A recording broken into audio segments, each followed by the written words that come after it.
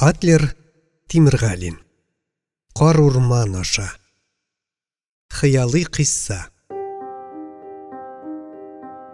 Зол яғында бұрынғы сәғатның қарлыққан тауыш білән 11 тапқыр ұзақлап соққаны ишетілді. Соңғысын соққаш тәлі құлақ түбінде металл шыңы зіңләп тұрды. Һәм инде тутықтан арынған bu нәзік шың дулқыннары 200 яшьлек 100 сәғатның үзі кебек сарғыл түтін булып, талғын гына каядыр йыракларга, үткән мизгилләргә, әллә соң киләчәккә табамы сузылып нечкәрә җуела бара иде. Менә моңлы аваз һавада эреп тәмам юкка чыкты. Üzüldü, сүнді. Бағалмам, бүгінге жетер. Сиңа көптән инде йокларга вакыт диде әнисе, һәм китап укып яткан малайның кулындагы йомшак ялтыравык тышлы, ләкин саллы математик журналны ачык килеш тутып, сак кына өстәлгә алып куйды. Йокла, улым. Әнә күзләрең дә кызарган. Аннары ул малайның җиңел юрганын рәтләбрәк япты. Яшь математикның тыңлаусыз чәченнән сыйпады да карават янындагы яшькелт торшерны сүндерде.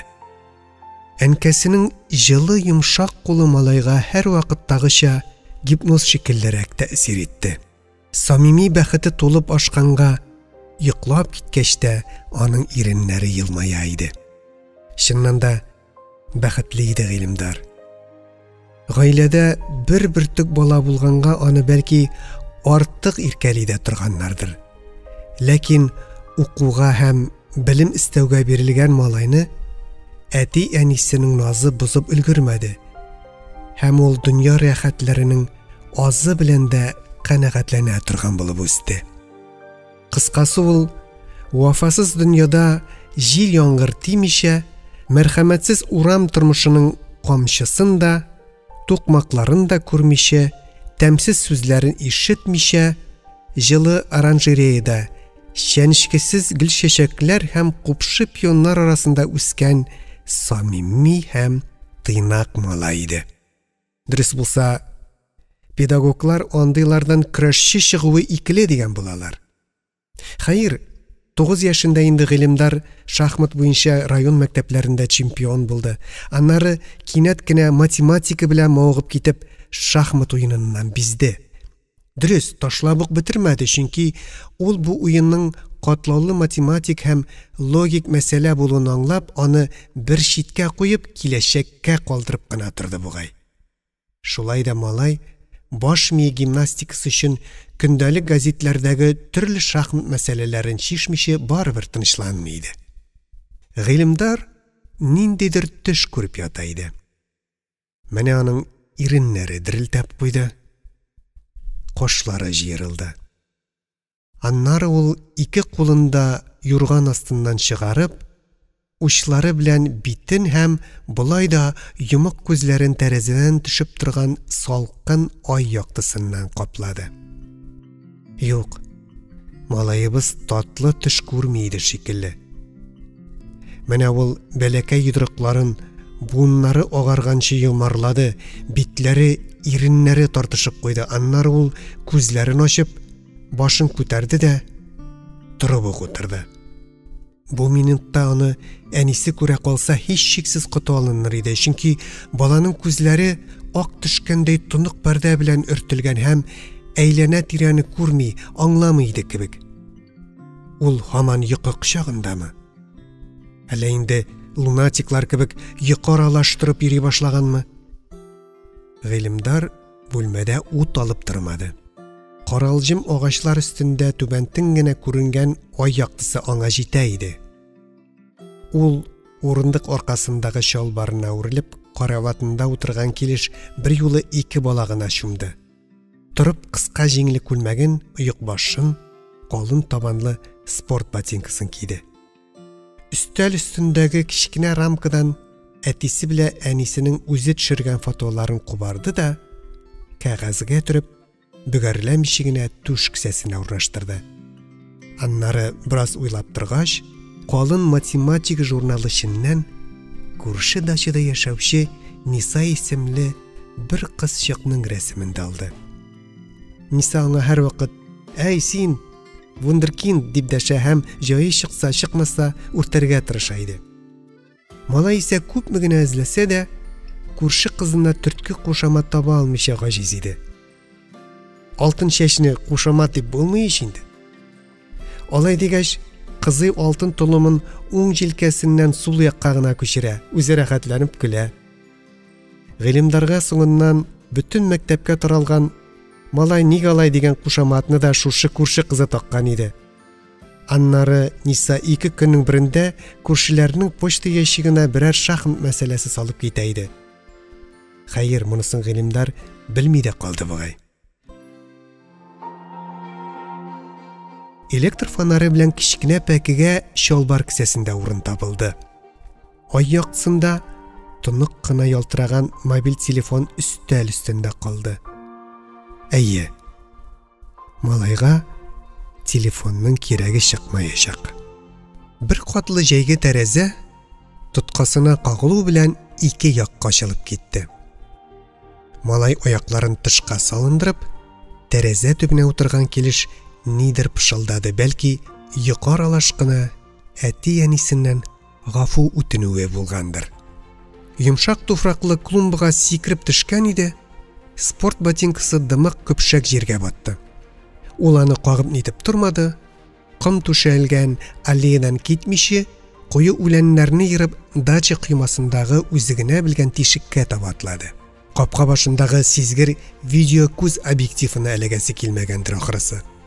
Тиздән малай сирәк багана башларындагы зәңгәр су лампалар яктырткан тар гына асфальт юлга чыкты. Вакыт соң булганга юл буш, дачаларына кайтасы кеше кайтып биткән иде. Ул минутта уйлап тормастан сулга борылып, тимер юл станциясенә бара торган шоссе белән янәшә велосипедчылар сукмагыннан эре-эре генә атлап китте. Тимер бетон панельләрдән генә укмаштырып төзелгән вокзал бинасы таптын, хәтта зал димәсәң хәтере калырлык. Сыңар тәрәзәле кысан бүлмәдәге кассада ябык иде. Тимер юлчы формасы кигән дежур каравылчы 3-4 урынлыкны бергә кушып, шул ятакта рәхәтләнеп йокы сүтә. Шулай да аның кырыенда яткан акбайы төн уртасында ялгыз йөргән малайга сәерсенде бугай. Гыйлемдар янына килеп, башын кыегайтып, аның күзләренә тутырып карады. Аннары урынына кире кайтып, кыйрыгын җайлабрак салды да кабат мәрткә китте. Төнге битараф дөньяның малайда бер эше дә юк иде сыман. Ширек сәгать үтсә үткәндер, станция янына иң соңгы зәңгәр электричка килеп туктады. Үтәли күренеп торган буш вагоннардан сыңар җан ясе дә төшмәде. Кыйрыктагы вагонның ишекләре 2 яктан да ачык.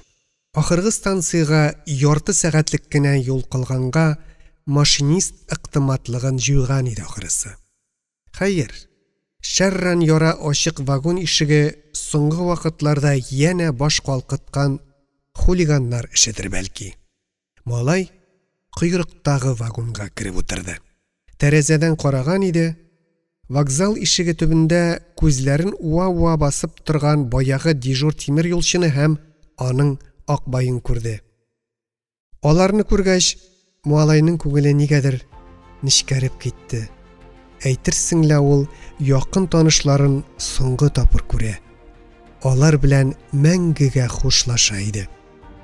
Хәер, бу сагыш хисе күңел төпкелендә тыпырчынып кына алды һәм шундук сүнде.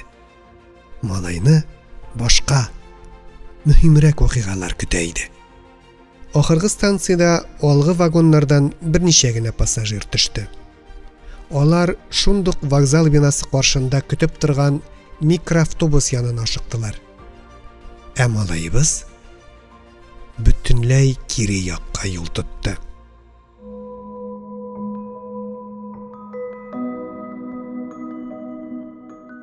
Біраз барғаш, шоссе юлы кисәк кенә бітті, үзіліп қалды. Аңардан икіге айырылып, ширәм үскән гади авыл юллары башлана иде.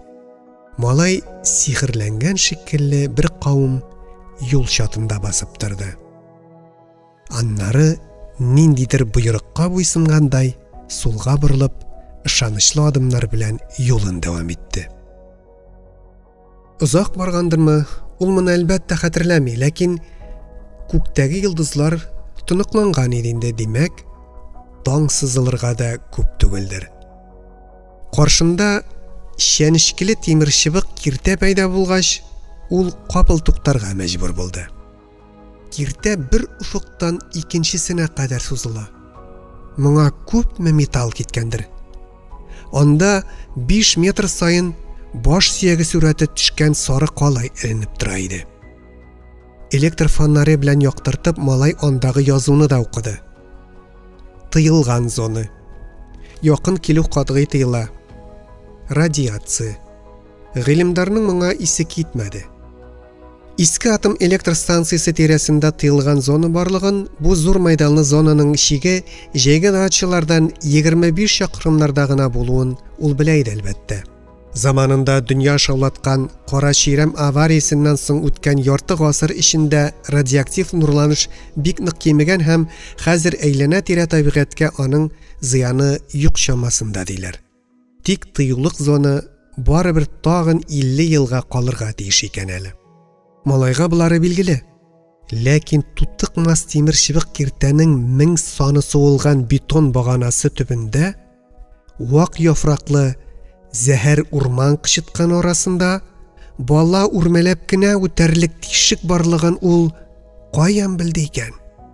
Тишектән үтү өчен шактый көч түгәргә, йылан кебек шуышырга, боргаланырга тур килде. Алайда әле малайның җәйге курткасы очлы тимер чыбыкка эләгеп бер-ике җирдән йыртылды кебек. Кычыткан чаккан кулның ачытуы, игътибар итмәсәң, сизелмәйде. Зона эчендә җир тигезле-тигезсез, чөнки сүреп үлән чәчкән булганнар.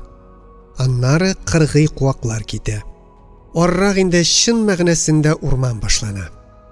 Атом станциясендәге авариядан соң үткән еллар арасында монда табигый юл белән каеннар, усак агачлары тишелеп үскән. Алар элекке җиләк-җимеш бакчаларын басып киткән. Гыйлемдар ниндидер җәнлек салган сукмак табып, шуннан китте. Таң атарга күп тә калмый, күктә баш очына кадәр яктылык уйнап, дулкынланып алгандай итте дә, янә күз бәйләнде. Бу яктылык электә азанчы мәзиннәрне дә саташтыра торган шайтан таңы гына иде әле. Аннары көнчыгыш тарафта чын җылы яктылык сызылды. Урман куелыгына кергәч, сукмак дип әйтерлек эзләре дә калмады. Менә шул чакта гына малай әйләнә тирәсендәге тынлыкка игътибар итте. Үле тынлык дигән нәрсә шушы инде. Монда кышлар оя типми, сандугач сайрамый. Монда кырмыска оясы да калмаган. Түңгәкләре җир белән тигезләнеп беткән. Монда үскән кыргый җиләк җирдә килешчери. Юыш черек исе килә. Сул якта агачлар арасыннан йорт каралтыларны шәйләп була иде.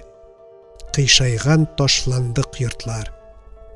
Ишек тәрәзә уеннары ялмавыз шикелле ыржаеп тора. Бер йортның җимерек түбәсенә әрсез куак үскән дә хәзер бер-ике зәгыйф тамыры белән генә эләгеп калган. Мондый төтенсез үле авыллар бу зонада дистәләп. Гыйлемдар тукталып тормады. Аңлаешсыз бер көч аны һаман алга әйдәкли иде. Куелыкка кергәч, иртәнге салкын чык малайның тез башларын чылатып бетерде һәм ул адымнарын тизләтте. Кояш шактый күтәрелеп, агач өсләреннән күренә башлагач, ул җил аударган карт каен кәүсәсенә утырып хәл җыйды. Малай сусаган иде. Ләкин ул монда үзенә эчәргә су табылмаячагын һәм түзәргә туры киләчәген белә иде. Ләкин озаккамы? Юк. Озакка булмас. Малай үзен әйдәкләгән көчнең явыз түгеллегенә ышана бугай. Төш вакытында гыйлемдар бер түгәрәк аланлыкка барып чыкты. Кызыл, сары, зәңгәр чәчәкләргә күмелгән бу якты аланны күргәч, ул туктап калды. Ничек гаҗәпләнмисең? Монда һәр тарафта кошлар сайрый. Үлән арасыннан вак чикерткәләрнең нәни кубыз чикерткәне ишетелә. Йомшак җилдә яфраклар лепердәшә. Әнә бер шәмәхә божан хуҗаларча жуылдап чәчәктән чәчәккә кунып биләмәсен тикшереп йөри. Шунда бер ак күбәләк малайның иң башына килеп кунды. Малай артына борылып карады. Анда берни күренми, ярым үле карурман юкка чыккан. Аның урынында ниндидер аксыл төстәге иксез-чиксез бушлык, такыр шүл җәйгереп ята иде. Кире борылды. Күз алдында шул ук җәннәт бакчасыдай гүзәл алан. Якында гына яшь кәккүк тавышы ишетелде. Малай кәккүкнең ничә тапкыр кычкырганын авыз иченнән генә сонарга кереште. Кәккүк. Кәккүк. Авазлар бер дистәгә тулгач, малай күпсенде шикелле, муен артын кашып куйды. Аптырама, диде шунда кемдер. Син нишәне теләсәң, шуның кадәр кычкырыр ул. Синең мәңге яшисең килә ич. Шулай бит, гыйлемдар. Малайның янәшәсендә көмеш чәчләренә бөрчекле ак яулык өреткән ак күбәләктәй бер әби басып тора иде. Гыйлемдарның иң башына килеп кунган баягы күбәләк шул булган ахрысы. Сез кем? Сез мине каян беләсез дип сорады малай, әбигә таба борылып. Ак әби дисәң дә ярый. Яшь чагымда гөлгенә дип дәшәләр иде. Мин сине яралган көнеңнән үк беләм. Гыйлемдар исеме сиңа шат ябышып тора. Дөрес, әтиең баштарак Галим исеме кушмакчы иде. Анысын да беләсезмени? Каян? Гыйлемдар улым, моны бер сүз белән генә аңлатып бирә алмамдыр. Буларга син үз вакытында әкренләп төшенерсең. Бу сүзләрнең мәгънәсен аңлау кыен түгел иде. Гыйлемдар бирегә вакытлыча гына, бер көнгә генә килмәгән дигән сүз иде бу. Димәк ул тоткын, әсир. Бүгеннән бу дөнья безнең икебезнеке, дип малайның сүзсез сөаленә җавап бирде әби. Икебезнеке? Һәр хәлдә ул синеке дә балам. Балам дигән сүзне ул нәкъ әнкәсе кебек ягымлы, назлы итеп әйтте һәм ирексездән малайның күзләренә яшь килеп тыгылды. Бөтенесе дә әйбәт булыр, гыйлемдар, диде агаби, тыныч тавыш белән. Әти-әниләрең исән сау, син минем кунагым, куышыма рәхим ит. Куыш дигәне аланның нәкъ уртасында куаклар арасында кырылган киез тирмә булып чыкты. Аның үзенә күрә тәрәзәләре һәм чаршау шикеллерәк ачыла торган ишеге бар.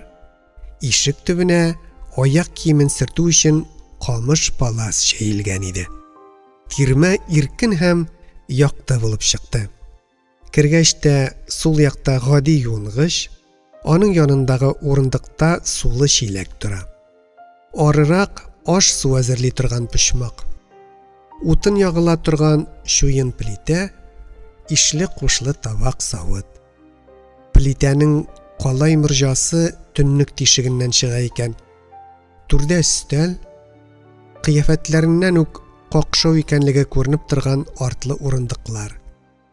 Аннары фанер тумбочка, аның өстендә кадимгә кадәр аклы-каралы рекорд телевизоры һәм 200 мөгезле антенна. Стенага эленгән кара тәлинкә бусы радиорепродуктор ахрысы. Уң якта шардуган корылган никелле карават. Аның бәләкәй тимер тәгәрмәчләре паласка яртылаш батып кергән. Ак калай тасмалар белән шакмаклап бизәлгән яшел сандык. Ишек тирәсендәрәк сары лак белән буялган фанер гардероб. Ялтыравык амальгамасы купкан кызыллы яшелле көзге янында күгәреп беткән бакыр кош тик аның күзләре генә пиялада ялтырый. Әбысы бүрәнә ярыгына кулын кыстырган уенчык шүрәле бугай. Хәер, шүрәле һич тә уенчык түгел. Кайчагында ул тәмам җанланып һәм зурайып өстәлдән төшә дә гыйлемдар янына килеп утыра. Аның маңгай сырлары шул кадәр тирән. Кайчагында ул кызык өчен карандашын колагы артына түгел, маңгай сырына кыстырып куя. Тик булар малай бераз соңрак белде. Әби яшәгән өй ише ярты гасыр элекке бер бүлмәле коммуналь фатирны хәтерләтә иде. Андыйларны гыйлемдарның телевизордан гына күргәне бар. Малай өй ишен күздән кичергәндә ага бияның үзенә елмаеп карап торды. Бәхет цивилизациядә түгел гыйлемдар дип гади урман анасыннан һич тә көтелмәгән сүз әйтеп ташлады әби. Түгел. Моны безнең илгәрләребез Болгар бабалар да белгән. Җәй җитү белән алар шәһәрдәге тынчу өйләрен ташлап, табигать кочагына, җәйләүгә чыкканнар. Бу әйберләр һәммәсе комиссия кибетеннән. Мин аларны киләчәк заман музейханәсе өчен җыям һәм саклыйм. Телевизорыгыз күрсәтәме соң? Ул электрны каян ала? Ул электрны энергияны атмосферадан ала, диде әллә каян фәнни атамаларын үзләштергән әби. Гади генә әйтеп әйтсәк, мин шарсман яшенне магнитлы ятмә белән тотам да магнитлы чүлмәккә салам. Ул миндә шартламый. Энергиясын аз-мазлап ай буена чүлмәк электродларына биреп ята. Түшәмдәге люстраны да шарсман яшен кеше кабыза. Яшетне мин син килгән урманнан алып керәм. Алар анда яңгырдан соң еш булучан. Түбәнтен генә дулкын өстендә шәй кылганда йөзеп йөриләр. Беләсеңме, шартлаган атом станция өстендә алар аяз көнне дә күренә. Сез кайнар плазманы саклау ысулын уйлап таптыгызмы ни? Мин моны аңламыйм, диде малай, түшәмдәге ефәк абажурга карап. Аңларсың. Мин сиңа кирәкле мәгълүматны табып бирермен. Китапларданмы? Китаплардан да. Аларның копияләрен һәм компьютер дискларын миңа Мәскәүдәге Үзәк фәнни китапханәдән һәм Вашингтондагы Конгресс китапханәсеннән механик күсәләр һәм тимер ярканатлар урлап алып кайтып бирә. Сихер көче белән әдәми зат булып күренергә сәләтле бу хамелеон күсәләрне һәм ярканатларны әби кымагайларым дип йөртә һәм кирәк чагында йомышка да йөгертә икән. Алар борынгы Казанның Әрхири тауында мәшһүр Сөембикә көтөпханәсенең калдыкларын эзләп тапканнар. Анда да ак вә кара сихер китаплары байтак икән. Сезнең компьютерыгыз бармы соң? Әбинең елмаюы шундый матур һәм килешле иде. Син үзең компьютер балам, диде ул. Без синең гадәттән тыш сәләтләреңне ачарбыз. Мин дә компьютер кебегрәк, ләкин көчсезрәге. Ярар. Хәзергә бу катлаулы нәрсәләрне куеп торыйк, яме? Син бит көне буе зәррә мыскал ризык капмаган. Малай кыстатып тормады, шундук ияген какты. Агаби аш өстәле янына килеп, яшел ашъяулыкны күтәреп ачып җибәрде. Үткәннәрдә калган әкияти авыл табынын тасвир итеп тормыйбыз. Көлдә пешкән кайнар бәрәңгене каймакка мана-мана ашаганда, бер кайын җиләген кабып, кулы икенчесенә үрелгәндә, малай бөтен дөньясын онытты шикелле. Төші кыймак тәле кайнар киенчә. Ниндидер үлән кушылган чәйнең хуш исе үк туклыклы һәм шифалы иде. Аннары таңгы Миләүшә төсендәге чөгендерле катык. Боларны Агаби каян табып бетергәндер. Тамак ялгагач, гыйлемдарны йокы баса башлады. Моның шулай буласын Агалби әлбәттә белеп тора иде һәм малайга чардуганлы караватны күрсәтеп какты. Малай ятсын мишыгына чишенде, шалтыр-шылтыр килә торган кала юңгышта тешләрен ниндидер татлы паста белән чистартты. Кызык, монда аңар целлофанга төреп, өр-яңа теш чистарткычта әзерләп куйганнар икән. Төнне сәяхәттә үткәреп алҗыган гыйлемдар күзен йомуга ук йокыга талды. Ул уянып та карамастан 20 сәгать буе йоклады. Уянгач малай үзендә яшьлек гайрәте яңарганын сизсә дә, аның йөзендә һәм бигрәк тә күзләрендә меңләгән сорау эленеп тора иде. Ләкин гыйлемдар иң мөһимен үзенең кайда икәнлеген белеп уянды.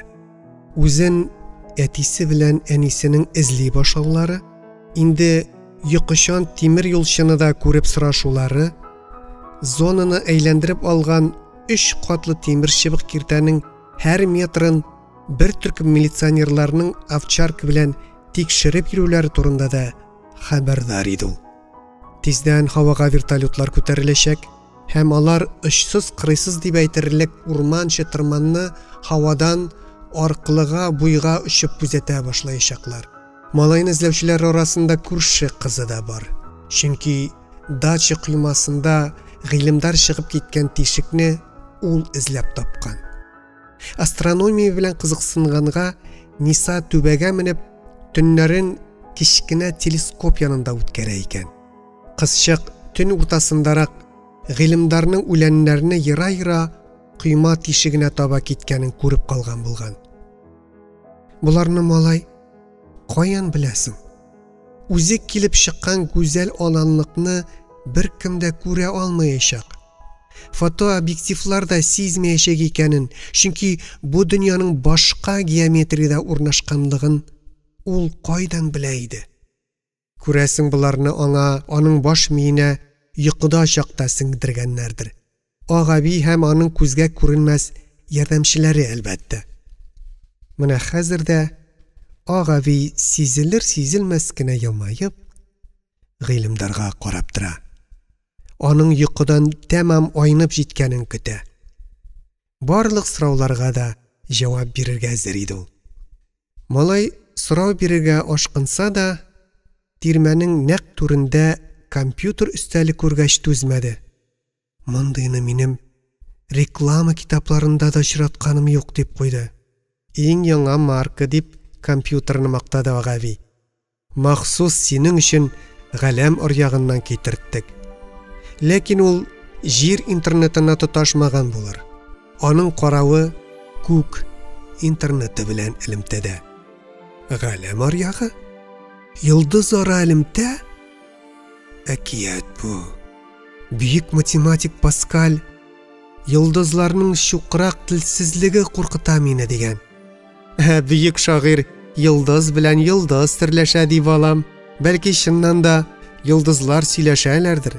Бәлки без генә ишетми торганбыздыр. Бу компьютер параллель җир дөньясыннан. Әгәр инде ышанмыйсың икән, ерак киләчәк заманыныкы диик. Аңа нинди программалар куелгансың? Сиңа кирәклеләре һәммәсе дә Менә ашап алгач үзең күрерсең.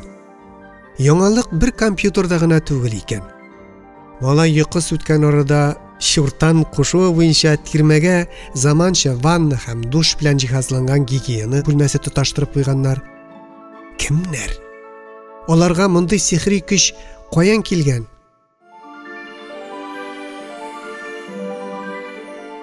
Компьютердагы математика программасы аңа хуҗаларның шиксез кодрәтле булуын күрсәтте. Мәсәлән, натураль саннар рәтендәге гади саннарны хисаплый торган төгәл формула Җир планетасы математикларының исен китерерлек иде. Иң күренекле акыл ияләре дә 2000 ел буена эзләп тә таба алмаган гүзәл формула иде ул. Шахмат программасы бу борынгы уенны алгоритмга таркатып, гап-гади уенчыкка әйләндергән. Алгоритм буенча уйнаганда беренче йөришен ясаучы якның җиңүе котылгысыз булуын исбат иткәннәр. Тагын шунысы кызык.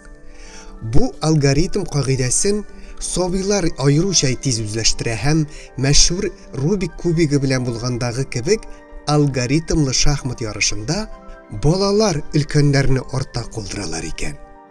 Гыйлемдар могҗизалы компьютерда 10-15 программаны ачып карады һәм һәр фән өлкәсендә новитас, яңалык тамгасы сугылган ачышларны күрде.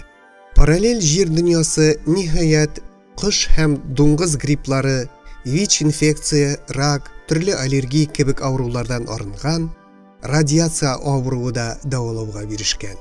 Һәр кешегә хирург операциясе кирәк булган очракка дип, аның үз организмыннан алынган кәүсә күзәнәкләре резервы булдырылган. Тешең төшсә, аның урынына яңасын үстерәләр. Хәтта суқрайган күзне дә яңасы белән алмаштыра башлаганнар. Малай бирштан рак авыруының да татарда элек ия һәм саратан хастасы дип аталганлыгын да белде.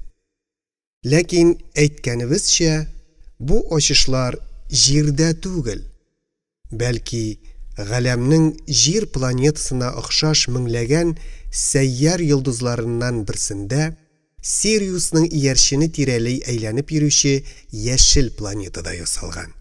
Димәк, югары үсешкә ирешкән сәйярлеләр җир йөзендә яшәүче кичерәк кенә татар халкының милли телендәге әллә нинди нечкәлекләрне дә беләләр икән. Чөнки аларның үзләрендә, мәсәлән, Испаньолия иле конституциясенең 3нче маддәсендә үк Испаньолиядә төрле төсмердәге тел шивәләр байлыгы, мәдәни кыйммәткә ия. Ул аерым ихтирамнан файдалана һәм кадерләп саклана дип язылган. Параллель җирдә дә үз тукайлары, үз байроннары, Пушкиннары булган. Ләкин сәйяр дөньясында Тукай исеме киресенчә Якут дип укыла икән. Затлы Якутның язмышы да җирдәге Тукайныкыннан башкачарак булган. Безнең Тукай Сталин репрессияләренә кадәр үлеп кутылган булса, Якут халык дошманы дип игълан ителгән һәм бездәге Галимҗан Ибраһимов язмышын кабатлаган.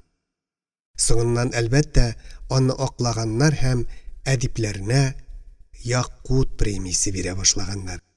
Тик премия бирү ялагай һәм шымакай каләм тибрәтүчеләргә медаль өләшүгә әйләнә башлап, бу эшкә криминал килеп кысылгач, ел сайын премия бирүне туктатып торырга мәҗбүр булганнар.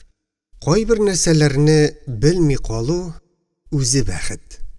Бөтенесен бер Алла гына белсен. Шуңа күрә гыйлемдарның компьютерында кайбер программаларның беренче пунктында мондый кисәтү тора. Бу мәгълүматлар хәзергә сиңа кирәкмәс. Әйе, компьютерның мәгълүмат базасында кеше ашаучы Сталин шәхесенең коточкыч сыйфатлары турында гына түгел, Пушкин турында да, Тукай, Муса Җәлил һәм Галимҗан Ибраһимов, хәтта Сәхиб Җамал Волжский турында да аклы-каралы мәгълүмат тупланган. Ләкин булар белән танышудан баш тартырга малайның акылы җитте. Гыйлемдар компьютер белән мәш килгәндә, Агаби аның яныннан китмәде һәм малайның хәрәкәтчән йөз сызыкларына карап, аның ничек тәэсирләнүен, балаларча куануын күзәтеп, кичерешләрен чырайыннан укып торды. Әлегә Агаби канәгать иде шикелле. Төшке ашка гына бүленеп, гыйлемдар кабат компьютерга багынды. Бу юлысында мониторда иң элек «Соңгы атнада син нинди китаплар укыдың» дигән сорау калкып чыкты. Һич тә көтмәгән сорау иде бу. Математика тарихы буенча дип язып куйды ул кыска гына. Аннары компьютер мондый сораулар әзерләгән иде. 1001 кичә әкиятләрен яратасыңмы? Андерсонның «Шыксыз үрдәк бәбкәсе» әкиятен ничә тапкыр укыдың? Бәләкәй принцны беләсеңме? Чормада яши торган Карлсонны? Ялан аяклы Гекльберри Финнны? Әбу Галисинаны? Гарри Поттерны? Шүрәле әкиятен? Турсын әйткәндә, малай буларның күбесен белеп бетерми.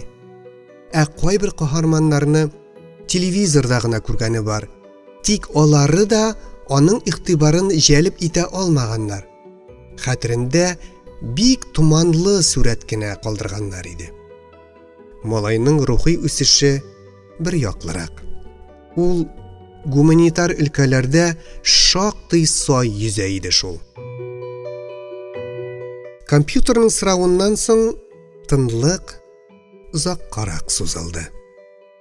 Белмим, әбекәй, дип пышылдады гыйлемдар Агабигә таба борылып. Югыйсә ул бит конкурсларда сорауны әйтеп бетергәннәрен дә көтмичә чатнатып җавап бирә торган малай иде. Сизгер хәтта нәзакәтле компьютер экранындагы сораулар сүнеп юкка чыкты һәм ул гадәти режимда эшләүгә күчте. Гыйлемдар физика, математика кебек кем әйтмешли, төгәл һәм әсаси фәннәр буенча булган китапларны гына укый иде шул. Әдәби әсәрләргә вакыты җитмәгән икән. Шигырь мазарны әйткән дә юк. Гомумән, шигырь язуны ул компьютерга тапшырып була торган вак эш дип карарга күнеккән иде. Әйдә, яңа рифмаларны компьютер эзләсен. Хис һәм сурәтләргә килгәндә, ул буларны да соннар белән күрсәтеп булырга тиеш дип инанган иде. Хәтта мәхәббәтне дә компьютерлаштырып буладыр. Аныңча, илаһи дигән нәрсә дә компьютерда тормышка ашырылачак. Туктале. Нишкәбилне хәтерлисеңме син дип сорады аңардан Агаби, Абдулла Алиш дигән берәүнең әкиятен искә төшереп. Юк. Шыксыз үрдәк баласын? Юк. Оныткан. Бармак бикә әкиятен? Ал чәчәкне, Күлбикә турындагысын? Буларын да юкмы? Гали баба һәм 40 юлбасарны? Малай анысын хәтерли икән хәтерләвен, тик 1001 кичә әкиятләрендәге Гали бабаның мәгарә тулы алтын көмеш күрүе хак түгел. Ул наркоман. Киндердән ясалган хәшиш үләне чәйнәп галлюцинация, төшкенә күргән дип ышана. Кайсыдыр бер акыллы баш малайны шулай өйрәткән. Химия укытучысы икән. Кем белә? Бәлки син хаклыдыр да, чөнки мәгарә ишеген ача торган сихри сим-сим сүзе чыннан да киндер бит, диде аңа Агаби. Ләкин наныйм син барыбер әкияткә шанырга тиеш. Әкияткә шанырга тиеш, дип истәде ул.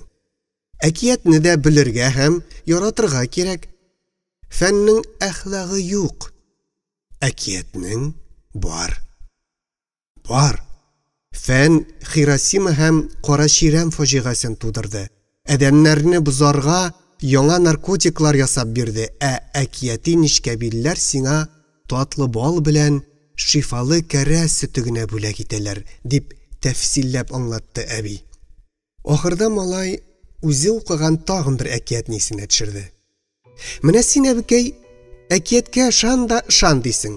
Син әйткән мәшһүр Андерсонның Сандугач әкиятен укыганым бар икән. Анда бер былбылның ауру Кытай императорын сайрауы белән үлемнән йолып калуы турында сөйләнә. Шул чакны Агабинең күзләрендә ике бөртек кенә яшь күренде. Һәм гыйлемдар үзенең ниндидер ялгыш сүз әйткәнен аңлады. Моның сәбәбен ул бераз соңрак әбисенең биографиясе белән танышканнан соң гына белде. Шулай да Агаби тиз тынычланды. Аннары күбәлә канатыдай җиңел кулы белән малайның иң башына ырынды. Күңелеңне төшермә, угыл, диде. Имтихан тагын кабатланыр әле. Бу китапларны мин сиңа табып куярмын. Син романтик яшьтәшләреңне куып җитәрсең. Синнән камил кеше чыгарга тиеш. Шулай кирәк. Әгәр каршы булмасаң, кайбер мәгълүматларны йокыда чагында бакыркыштан алырсың. Көч түкмичә генә. Ләкин шуны бел, булай тапкан гыйлем үзең казанып тапканнан кайтышрак. Ул хиссияткә төренмәгән була. Тотрыксызрак та. Малай яшелләнгән иске трюмо өстәлендәге бакыр кышка таба борылып караган иде. Аның да яшькелт күзләрендә ут кабынганын күрде. Шүрәле фигурасы нидер пышылдады бугай. Шунда гына малай куртка кесәсендәге фоторәсемнәрнең көзгү пьяласына кыстырып куелган булуын абайлады. Әнисе белән әтисе Ниса алтын чәч. Соңгы фотоны малай кызчыкның үзенә сиздермичә генә ерактан төшереп алган иде. Фоторәсемдә Ниса әлбәттә ялан аяк һәм ул купшы чалмалы пионнарга су сибеп йөри. Кояш ашамасын өчен борынына кәгазь ябыштырган. Бейсболка маңгайчасы астыннан күтәрелеп караганда пычык борыны күккә чилә. Әллә масая инде. Дөресен әйткәндә, гыйлемдар математик формулаларның төзек гүзәллегендә күрше кызы Нисаның шәүләсен күргән кебек була иде. Җәяләр аның кашлары кебек, шулар астындагы зәп-зәңгәр сорау билгеләре төсмерләнә, колагына илгән алкалары менә тамам дип торалар. Ак әби барын да белә, сизә шикелле. Ул бит кешенең күңелендәгесен укый. Теге бөтен дөньяга мәшһүр булгар күрәзәчесе Ванга шикелле. Ниса да шундый бит. Шоя күрше кызы да гыйлемдарны үтәли күрә иде бугай. Ниса исеңә төште шикелле, диде әби малайның күзләренә туры карап. Агаби гыйлемдарга күрше кызының исемен атап әйткәч, малайның бит алмалары кызарып чыкты. Агаби Нисаны да гыйлемдарны белгән шикелле белә иде ахрысы. Ул кызчыкның акыл үзешендә гыйлемдарны кабатлаячагын күрә. Әгәр бер нидә кымачауламаса, 2 елдан Ниса шахмат буенча шәһәр чемпионы булачак. 5 елдан соң халыкара фәнни журналда гыйлемдардан калган кул язмалар нигезендә мәддә төзелеше турында фундаменталь мәкалә бастырып чыгарачак. 10 елдан соң халыкара террористлар кулында Җир планетасын күз ачып йомганчы плазма тамчысына әйләндерерлек бомба булачак. Агаби бу хәлгә юл куймаска тиеш иде. Тирмәдән чыгып киткәндә әби: "Мин 2 сәгать ярымлап булмам. Мине югалтма. Тамагыңа кап кала. Магнитлы душка кирип чыксаң да була." Ул кар суы шикелле, кешене яңадан тугандай итә, диде. Әбинең 2 сәгать ярым дигәне җир исәбе беләндер әлбәттә.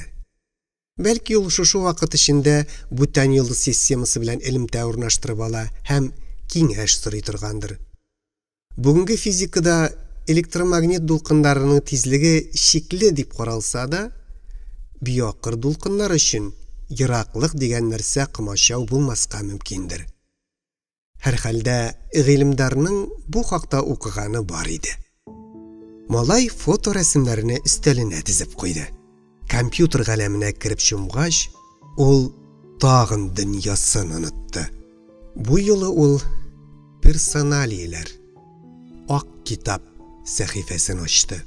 Монда җирнең игезәге булган ерак планетадагы затлы шәхесләр турында мәгълүмат һәм хикәяләр тупланган булып чыкты. Җирнең игезәгендә җәмгыять тарихы мондагы җир тарихын кабатлый, яки киресенчә мондагы җир андагы тарихка ярәме.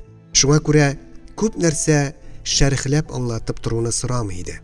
Анда да явыз Иваннар, үз Хитлерлары, үз Джугашвилилары булган.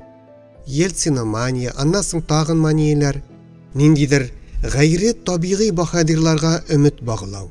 Шәкүр караклар, аннары Ермак һәм Ермолов кебек нәселләрен саткан чукынмышлар. Дар агачлары, гильотиналар, электр кәнәфиләре, әдәм балаларын чалгы кебек ура торган калашниклар уйлап табылган. Анда да коммунистик күмәк хуҗалыклар төзеп азапланганнар, кансыз залимнәргә табынганнар, аларга төрле этбаш опричниклар, сыйыр аяк чигислар, симез жандармнар һәм мускуллы ОМОНчылар хезмәт иткән. Анда да җир планетасындагы кебек үзләренең Хиросима фаҗигасын һәм Кара Ширәм һәлакәтен оныта алмыйлар икән. Шул ук вакытта алтын чәч белән җикмәргән гыйшкы, Казандагы Сөембикә һәм Себердәге Сүзге бикәләр фаҗигасы анда да, монда да төп-төгәл кабатланган. Үз Европалары, Азияләре, Антарктидалары, Шәрык һәм Гәрбләре, хәтта хыялый Атлантидалары булган бу дубликат планетада пәйгамбәрләр һәм Хызыр Ильяслар да гомер кичергән. Дисциплинаны соңга сукмый торган ниндидер роуслар, ярым кырагай башбүреләр, 1000 ел буена кул психологиясе сеңгән тагытырлар, бакырны алтынга әйләндерергә махир җефетләр һәм башка ялмавыз андрофаглар. Гыйлемдар тарих сәхифәсен актарганда Гөләндәм кыйссасы дигән хикәяткә игътибар итте. Гөләндәм параллель җир планетасында икенче бөтен дөнья сугышы ятимнәре йортында тәрбияләнгән кыз бала икән. Мондый ятимәләр соңыннан үзләрен ятимхана тоткыннары яки ятимхана ветераннары дип атап йөрткәннәр. Чөнки бу каты режимлы, әхлаксыз һәм гумансыз йортлар төрмәдән яки концлагерлардан кайтыш булмаган. Кыз балалар анда сафлыкларын җыйганнар, тормышка өмет ышанычларын югалтканнар. Карабаш бистәсендәге ятимхана мөдире, әлеге сугыштан бер генә ярада алмыйча кайткан Мишәрәк җаны фамилияле әлнән иткән Карай Мурза исемле астыртныш табист, үзенең кул астында бухгалтер булып эшләүче хатыны район үзәгенә банкка киткән аулак чакны туры китереп, әле тулышып бүгәрәкләнеп кенә килгән 11 яшьлек Гөләндәмне өйләренә тәрәзә юарга чакыра һәм искиткеч матур бер язгы көндә бакчада шут-шут итеп беренче сандугач сайраган мизгелдә кыз баланы көчләп ташлый. Тырнашканы, бурынын тешләгәне, барлы юклы чәчен йолыкканы, гәрәбә төймәле җиңен умырып төшергәне өчен яңаклый әле. Шушы хәлләрдән соң ятимә кыз сандугач сайравын ишетсә, калтырап төшә торган гыйләнә. Былбыл дигән сүзне ишетсә, идәнгә егылып тәгәри елый, үз шире тота башлый. Ятимханәдә яшәгән соңгы елларын Гөләндәм бик томанлы гына хәтерли. Башка ятимнәр белән бер сафка тезелеп, ул да мәктәпкә йөргән. Тырышкан, эшле билгесе алмаган. Аңа монда йомыкый дигән кушамат такканнар. Йомыкый булмый нишләсен? Кыз җәйге күкрәвек яңгырларны көтеп ала торган була. Ләйсән яңгырда күлмәкчән генә торырга яраткан. Шулай үзенең бәдәнен паклим дип өметләнгән ахырысы. Кызны ятимханәдән тегүчеләр әзерли торган һөнәр мәктәбенә җибәрәләр. Ул үзе китапханәчеләр техникумына билгеләүләрен сорый, әмма дирекция төрле сәбәпләр табып Гөләндәмне дәрәҗәсезрәк исемлеккә керде. ФЗОда кызның сәләтле булуын бик тиз күреп алалар һәм Гөләндәмнән югары квалификацияле кием кисүче модельче әзерлиләр. Кызганычка каршы, шибәр һәм сәләтле кызга илнең иң яшерен һәм иң явыз оешмасында да игътибар иткәннәр. Дәүләт иминлеге сагында торучы органнар үзләренә шымчы булырдай кандидатларны еш кына бәхеттән өлешсез калганнар, нәүмизләр арасыннан эзлиләр һәм табалар да. Алар һөнәр мәктәбендә укучы ятимәне ниндидер бер сылтау табып, пәрәвез оясына Мунча күле буенда урнашкан Бастилияләрне чакырып алып, кулга яләштерергә, аңардан күндәм әләкче, яшерен агент, сексот ясарга тырышып карыйлар. Тик буларның этлеге барып чыкмый. Карап торышка бик күндәм һәм бер катлы кебек тоелса да, ятимә кыз инде кемнең кем икәнен аера, юмакайларның агентына бирешми, мәкерле тәкъдимне шундук кире кага. Акча белән дә, диңгез буе санаторийлары, киләчәктәге өстәмә пенсияләр белән дә кызыктырып карыйлар. Комсомолка икәнен исенә төшерәләр. Юк, дип үҗәтләнә кыз һәм вәссәлам.